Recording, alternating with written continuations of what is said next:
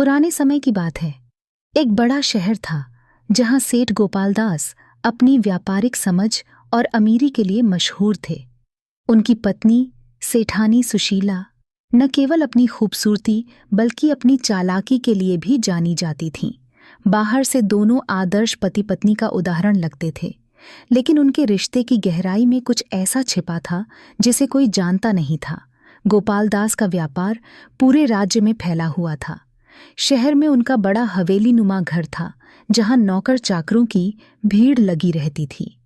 लेकिन गोपाल दास का अधिकतर समय व्यापार के सिलसिले में बाहर ही बीतता था। सुशीला इस बात का पूरा फायदा उठाती थी। सेठानी का असली चेहरा तब सामने आया जब गोपाल दास एक बड़े सौदे के लिए 2 महीने के लिए दूसरे राज्य गए। उनके जाते ही सुशीला के कमरे में अक्सर देर रात तक एक परछाई दिखने लगी।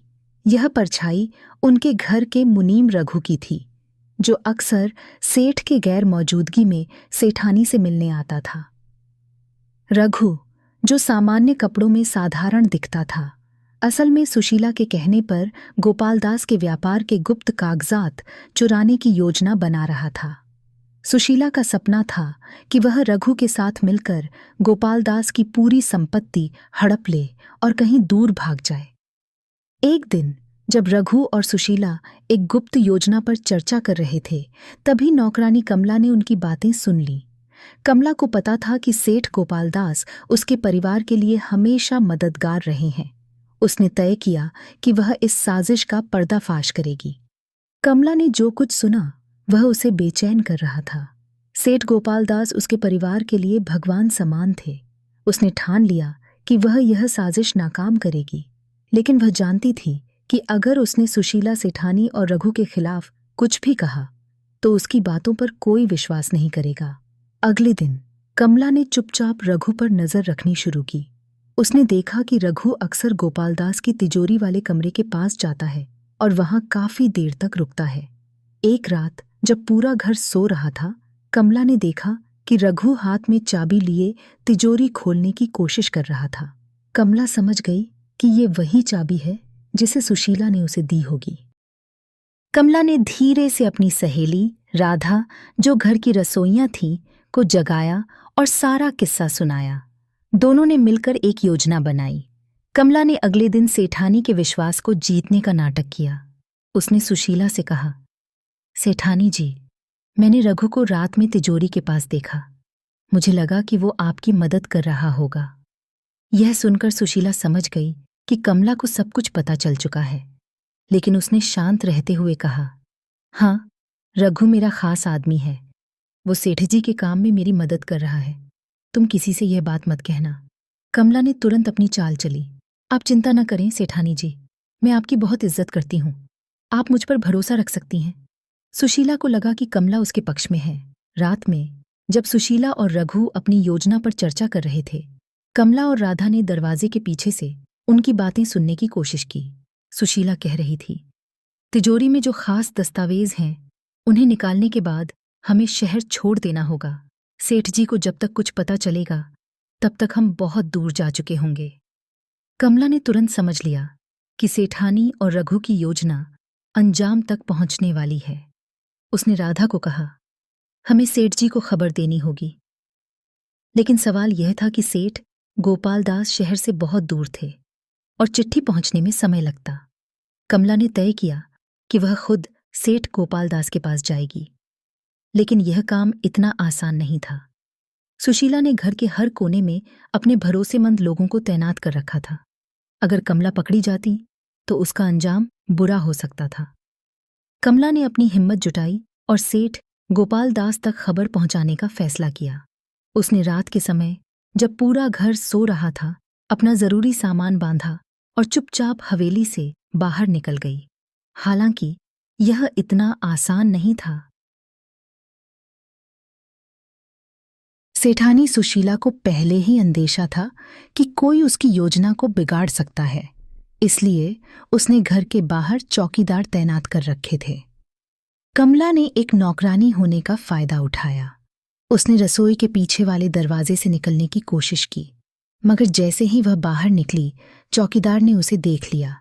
चौकीदार ने पूछा, इतनी रात गए कहाँ जा रही हो? कमला ने घबराते हुए कहा, मुझे अपने बीमार भाई के लिए वैद्य को बुलाना है। अगर देर हुई तो मेरी जान को खतरा हो सकता है। चौकीदार को शक तो हुआ, लेकिन कमला की घबराहट को सच मानकर उसने उसे जाने दिया। कमला को पता था कि सेठ जी इस समय पास के शहर में किसी बड़े सौदे के सिलसिले में रुके हुए हैं। वह पैदल ही शहर की ओर निकल पड़ी। पूरी रात चलने के बाद वह सुबह एक सराय पर पहुंची जहां सेठ जी ठहरे हुए थे, लेकिन वहां भी एक समस्या खड़ी हो गई। सराय के पहरेदार ने उसे अंदर जाने से रोक दिया। कमला ने हार नहीं मानी। उसने पहरेदार से कहा, मैं सेठ गोपाल दास की हवेली की नौकरानी हूं। मुझे उनसे बेहद जरूरी काम है। कृपया मुझे अंदर जाने दें। पहरेदार ने उसे नजरअंदाज किया, लेकिन उसकी आवाज सुनकर सेठ गोपाल दास के वफादार सहायक मोहन बाहर आए। मोहन ने कमला को पहचान लिया और उसे तुरंत सेठ गोपाल दास के पास ले गया। सेठ जी ने कमला को घबराया हुआ देखा तो पूछा, क्या हुआ कमला? इतनी रात गए यहां कैसे आई? कमला ने रोते हुए सुशीला और रघु की पूरी साजिश से पर्दा उठा दिया। उसने बताया कि कैसे सुशीला ने रघु को तिजोरी के दस्तावेज चुराने की जिम्मेदारी दी है और वे दोनों भागने की योजना बना रहे हैं। सेठ गोपाल दास यह सुनकर हैरान रह गए। उन्हें अपनी पत्नी पर इतना बड़ा शक कभी नहीं हुआ था। सेठ गोपाल दास ने तुरंत अपनी योजना बनाई। उन्होंने कमला से कहा, तुमने बहुत बड़ी जिम्मेदारी निभाई है। अब चुपचाप हवेली लौट जाओ और किसी को कुछ मत बताना। मैं जल्द ही लौटूंगा। सेठ जी ने मोहन और कुछ भरोसेमंद आदमियों को साथ लिया और बिना किसी को बताए अपने घर वापस जाने की तैयारी शुरू की। सेठ गोपाल दास ने अपने सबसे वफादार आदमी मोहन के साथ चुपचाप हवेली लौटने की योजना बनाई। उन्होंने किसी को यह बात नहीं बताई ताकि सुशीला को भनक न लगे। इस बीच सुशीला और रघु ने अपनी योजना को अंतिम रूप देना शुरू कर दिया। रघु ने तिजोरी की डुप्लीकेट चाबी तैयार कर ली थी और वह दस्तावेज चुराने के लिए पूरी तरह तैयार था। सुशीला ने नौकरों को पहले ही समझा दिया था कि वह हवेली के कुछ हिस्सों में किसी को जाने न दें, यह कहकर कि वहां सफाई का काम हो रहा है। सुशीला को यह भी लगा कि कमला शायद सेठ गोपालदास के पास गई होगी, लेकिन उसने अपनी चालाकी से हवेली के बाकी नौकरों को अपने पक्ष में कर रखा था। वह जानती थी कि कमला की कोई बात सुनने वाला नहीं है।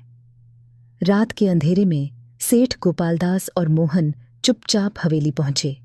उन्होंने मुख्य द्वार से अंदर जाने के बजाय पीछे के रास्ते से प्रवेश किया। मोहन ने घर के वफादार नौकरों में से कुछ को बुलाया और स्थिति को समझने के लिए तिजोरी वाले कमरे की ओर बढ़ा।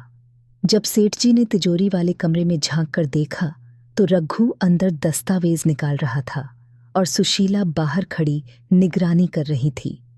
सेठ जी का खून खौल उठा, लेकिन उन्होंने तुरंत गुस्से में प्रतिक्रिया नहीं दी। सेठ गोपालदास ने अपने आदमियों को इशारा किया और कमरे का दरवाजा जोर से धक्का देकर खोला। रघु के हाथ में दस्तावेज थे और वह सेठ जी को देखकर घबरा गया। सुशीला भी सकते में आ गई।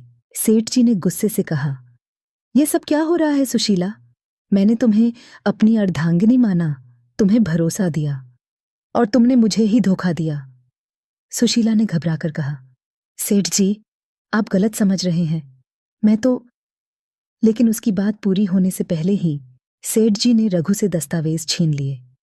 रघु ने भागने की कोशिश की, लेकिन मोहन और अन्य आदमियों ने उसे पकड़ लिया। सेठ जी ने आदेश दिया कि रघु को कोतवाली ले जाया जाए। अब सुशीला अकेली खड़ी थी। उसने सेठ जी को समझाने की बहुत कोशिश की, लेकिन सेठ जी ने उसे साफ शब्दों में कह दिया, सुशीला तुमने मेरा भरोसा तोड़ा है। अब तुम्हारा इस घर में कोई स्थान नहीं है। मैं तुम्हें आज और अभी अपने जीवन से निकाल रहा हूं। सुशीला को उसी समय घर से बाहर निकाल दिया गया। वह सोच भी नहीं सकती थी कि उसका यह लालच उसे इस अंजाम तक पहुंचाएगा।